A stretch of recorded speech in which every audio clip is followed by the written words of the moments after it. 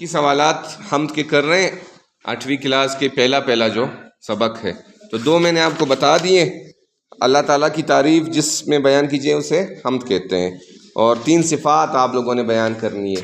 صفات میں کیا ہے؟ اللہ تعالیٰ ظاہر بھی ہے، باطن بھی ہے، اللہ تعالیٰ اول بھی ہے، آخر بھی ہے، اللہ تعالیٰ ہمیشہ سے ہے اور ہمیشہ رہیں گے، اور پوری دنیا کا نظام اللہ تعالیٰ اکیلے چلا رہا ہے۔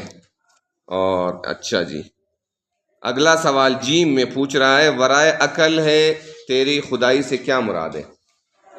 اس سے مراد یہ ہے کہ اللہ تعالیٰ نے جو پوری کائنات بنائی ہے یہ ہماری سمجھ میں نہیں آتی اور ہماری عقل سے باہر ہے۔ ہم اگر سمجھنا چاہیں گے بھائی صرف پہاڑ کو دیکھو، پہاڑ کیسے بنائے، اتنے بڑے بڑے پتھر کیسے اٹھا سکتا ہے کوئی اور پھر ان کو اکٹھا کر سکتا ہے؟ نہیں، تو کیا ہوگا؟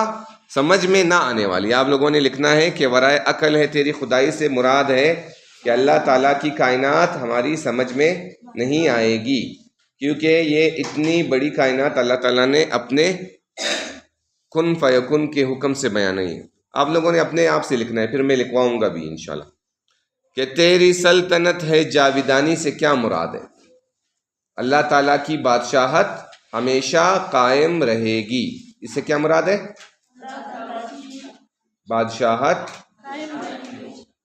ٹھیک ہے نا، سلطنت کہتے ہیں بادشاہت کو، اور جاویدانی سے کیا مراد تھا؟ ہمیشہ۔ تو اس سوال کا کیا جواب ہوا؟ کہ اللہ تعالیٰ کی بادشاہت ہمیشہ قائم رہے گی۔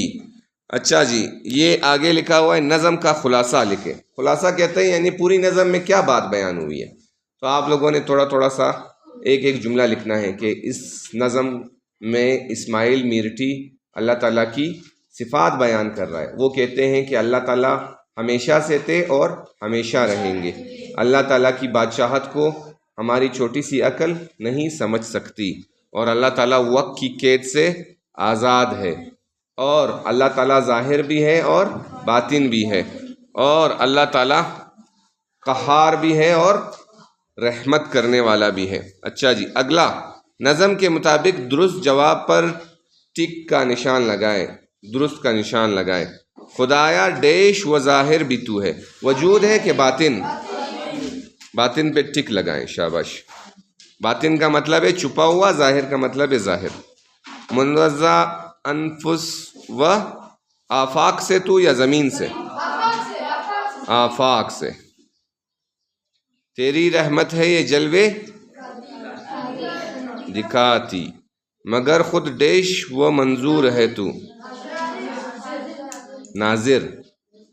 ناظر و منظور ہے تو، ہے ڈیش تیری سب کو مٹاتی، قہاری، اللہ تعالیٰ کی قہاری سب کو مٹاتی ہے۔ اچھا بھائی، یہ قواعد سیکھنا ہی یہ اردوی کا کام ہے۔ اردوی کا محاورہ کسے کہتے ہیں؟ محاورہ 2 یا 2 سے زیادہ الفاظ کا ایسا مجموعہ جو اپنے لغوی معنی کے بجائے مخصوص مجازی معنوں میں استعمال ہو، محاورہ کہلاتا ہے۔ جیسے شرم سے پانی پانی ہونا یا 9 2 11 ہونا۔ 9 2 11 کا کیا مطلب ہے؟ ابھی میں آپ کو وہ جملہ بنا کے دیتا ہوں۔ میرا دوست مجھے کینٹین پر چیزیں کھلانے کے لیے لے گیا، جب میں نے چیز خرید لی اور میں نے مڑ کر دیکھا کہ پیسے دے گا تو وہ 9 2 11 ہو گیا۔ کیا ہو گیا؟ 9 2 11 یعنی وہاں سے غائب ہو جانا، ایک دم سے غائب ہو جانا، ایک دم سے بھاگ جانا۔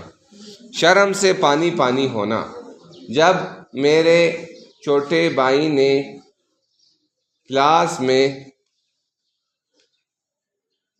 ٹیچر سے بدتمیزی کی تو میں شرم سے پانی پانی ہو گیا۔ اس کو کہتے ہیں محاورے، ٹھیک ہے؟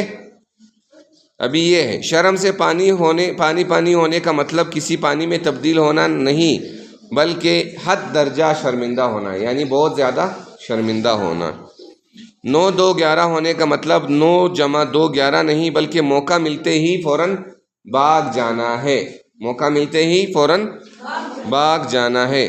یاد رہے محاورے الفاظ اور ان کی ترتیب کو تبدیل نہیں کیا جا سکتا، جیسے آگ لگانا کو آتش لگانا نہیں بولا جا سکتا، تاہم مصدر کے زمانے کے مطابق تبدیل کیا جا سکتا ہے۔ اچھا بھائی، ابھی ادھر کچھ آپ لوگوں کو محاورات دیے ہیں، یہ آپ لوگوں کو محاورات کو پڑھ کر ان کا مفہوم تحریر کریں اور جملے بنائیں۔ مفہوم کا مطلب ہے معنی۔ تو میں ابھی ایک ایک کر بتا رہا ہوں، آپ لوگ لکھتے جائیں۔ چار چاند لگانا۔ چار چاند لگانے کا مطلب ہے کہ رونق دوبالا کرنا، رونق دوبالا کرنا یا مزید اچھا کرنا، ٹھیک ہے۔ میری شادی کے موقع پر کرکٹر شاہر افریدی کی آمد نے محفل کو 4 چاند لگا دیے۔ 4 چاند لگانا، رونق دوبالا کرنا، بہت زیادہ اور خوبصورت بنانا۔ ایک ایک جملہ آپ لوگ مجھے بتائیں تاکہ میں سنوں۔ اپنا راگ الاپنا۔ اپنا راگ الاپنے کا مطلب ہے کہ صرف دوسرے کی بات نہ سننا، صرف اپنی بات کرنا۔ دوسرے کی بات نہ سننا، صرف اپنی بات کرنا۔ جملہ اس کا اس طرح سے بنے گا کہ میں احمد کو ہمیشہ سمجھاتا رہتا ہوں مگر وہ میری بات سننے